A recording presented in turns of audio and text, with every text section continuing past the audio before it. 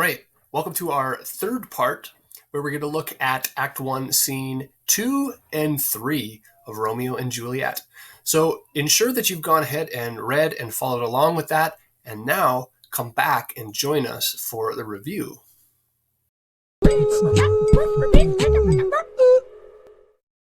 So let's review Act 1, Scene 2. A decent proposal, because what do we see in Scene 2?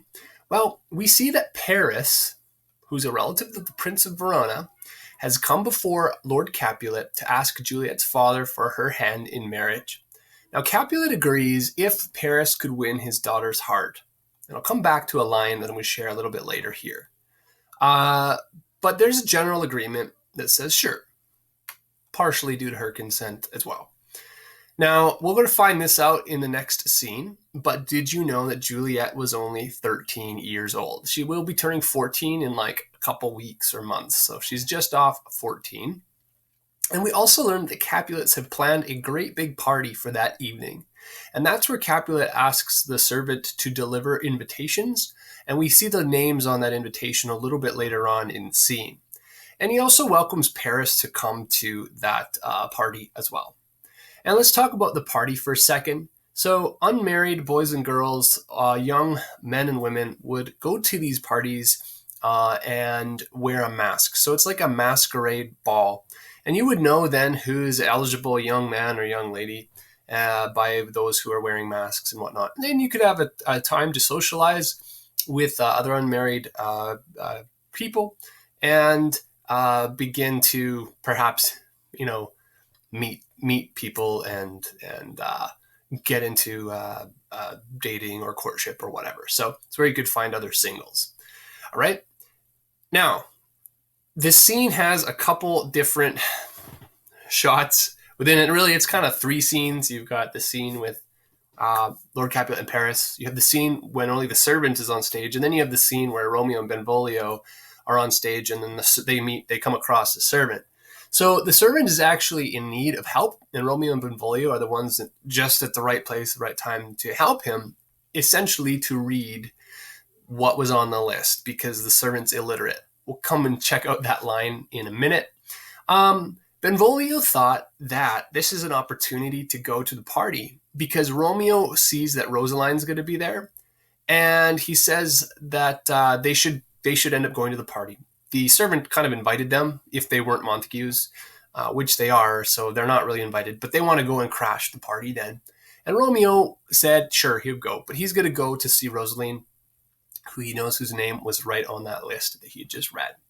And, this is kind of, yikes, isn't Romeo Montague? Probably shouldn't be going to a Capulet party after all. They hate the Capulets, so what's he even thinking about going to this party? Well, of course, he wants to go see Rosaline. And it's interesting because we find out Rosaline is a niece of the Capulets. So in other words, she's a Capulet as well. Maybe it's by marriage or something like that. So maybe she's not technically a Capulet. But it's interesting that she is related to the Capulets, and yet he is so in love with her. And remember, from Act 1, Scene 1, that's his issue, is he's in love with Rosaline. So let's jump ahead to Act 1, Scene 3. Act 1, Scene 3, we meet Juliet for the first time. We meet the nurse for the first time, and Lady Capulet as well is in that scene, though we've kind of seen her. Juliet's mother in this scene starts by asking the nurse to call for Juliet. Lady Capulet then asks the nurse to leave so she could speak to her daughter alone, but then she changes her mind and lets the nurse stay. Why? Because the nurse is as much part of that conversation about marriage and betrothal or an arranged marriage, because of her motherliness to Juliet through the years, which is exactly what we see from the nurse's lines through the story in this act and scene, is the connection that the nurse has to Juliet throughout her upbringing up to this point. So it would almost be like appropriate for the nurse to be involved as a motherly figure in this big question of Juliet's marriage. Okay, Lady Capulet tells Juliet about Paris's proposal of marriage. Paris is a big deal. He's a relative of the prince. By marrying Paris, Juliet can step it up a notch in Verona society, which is much the same thing that Lady Capulet has done as well by marrying Lord Capulet back in the day. Now, Juliet agrees to consider his proposal because Juliet's of age to start thinking about these things.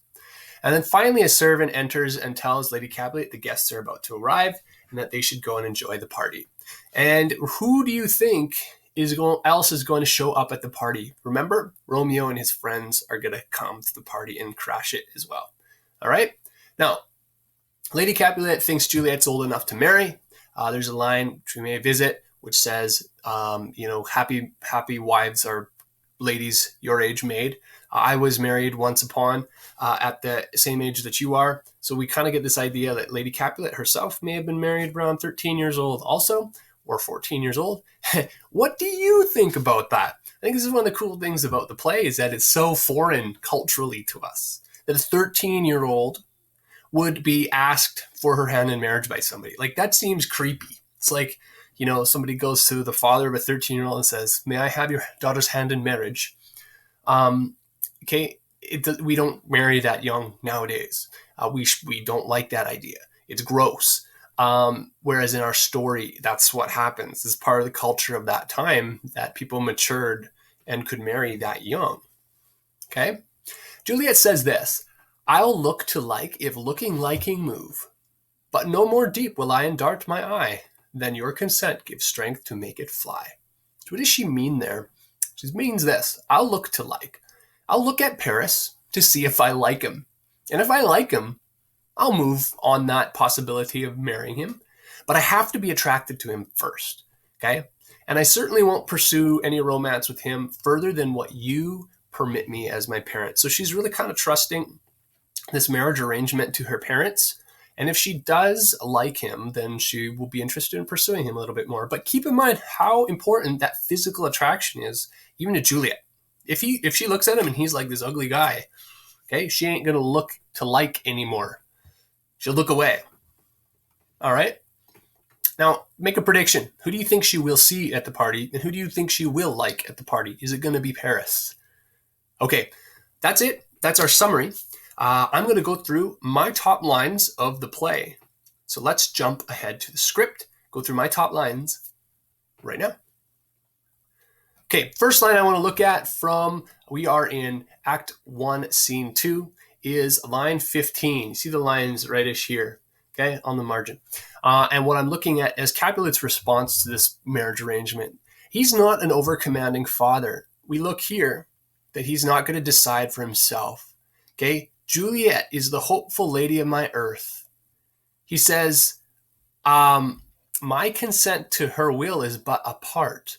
In other words, she is everything to him, and he's not going to make the call of her future marriage.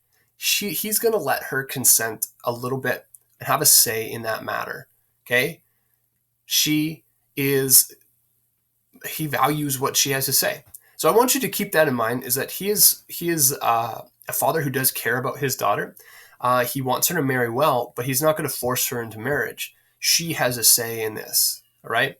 And that's at that point he says, you come, most welcome. Come and make a number more. So come and be a part of this party that I'm going to have tonight, and you can try to woo her there. And if she likes you, then we'll see where this proposal could go.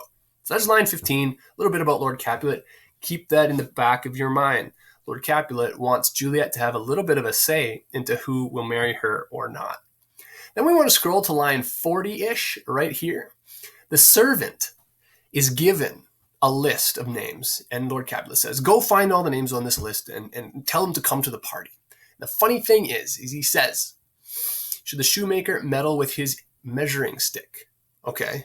Or the tailor, now the shoemaker makes shoes, he doesn't use a measuring stick.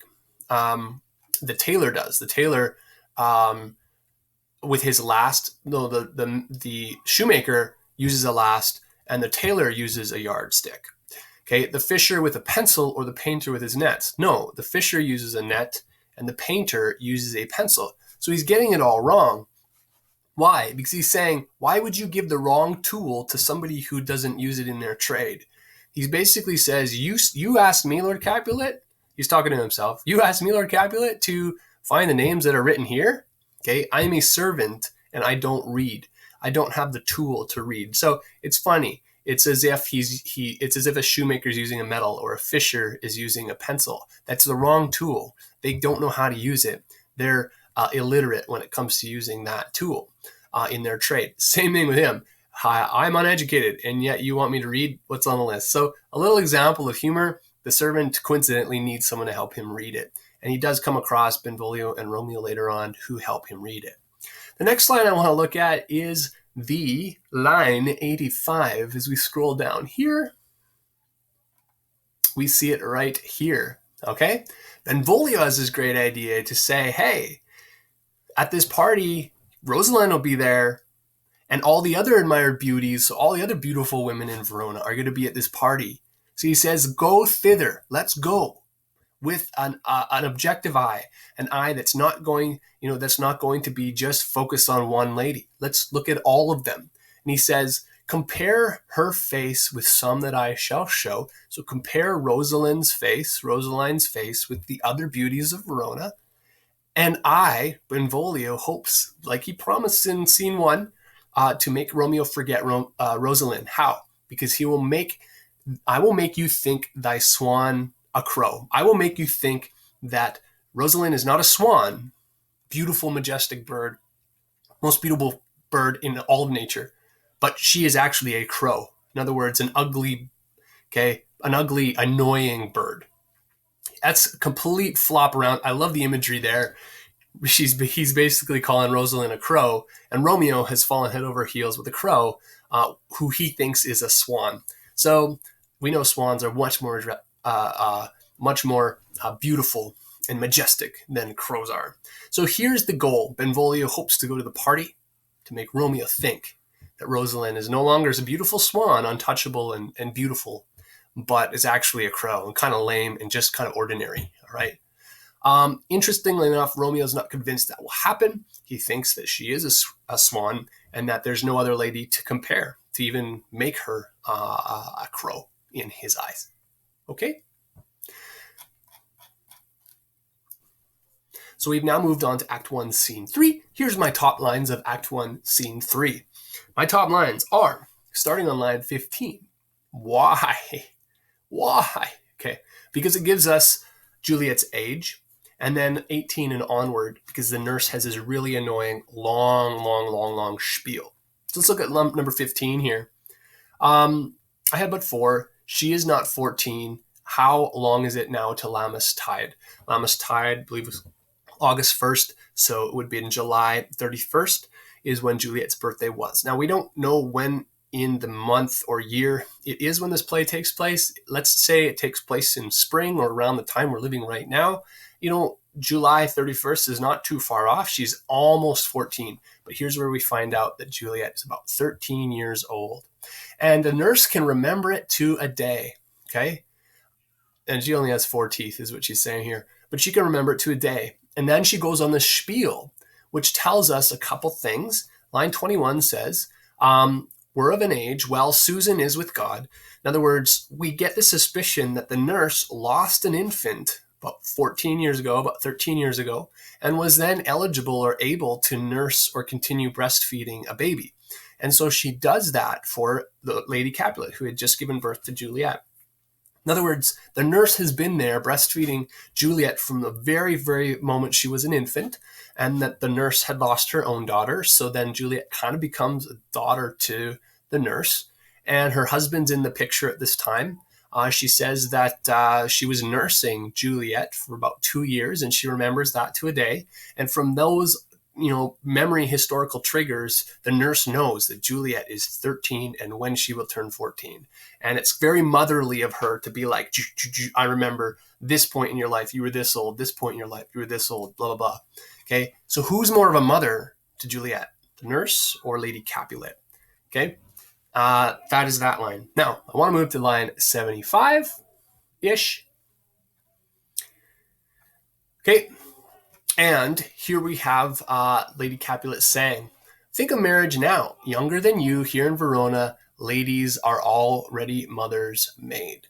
And same thing that Paris says earlier on in scene 2. Okay, there are ladies in Verona being married at 13 years old already. Okay, and then the last line we'll look at is this one here. A man, young lady, as they reveal his name is Paris, who seeks your hand in marriage. Has all the world, why he's a man of wax. Okay, it says statuesque here, as in perfection. When you make a statue and you chisel it out of stone or marble or whatever, you make it perfect. You form a perfection in an image or a molding or a statue or whatever. Okay, this has a couple meanings when you say he's a man of wax. One is that it was the wax form that you make. So you basically mold your statue out of wax, and then you make a form around it, melt out the wax, and then you cast your bronze or gold or whatever in it. So your casting, the bronze or gold, will only come out as good as you have made the wax. If there's a flaw in the wax design, the statue will be flawed. So you have to make your statue completely flawless, which is why when you say a man of wax, it means he is the flawless image of a statue. Flawless. In other words, Paris is really, really cute, hunky, perfect.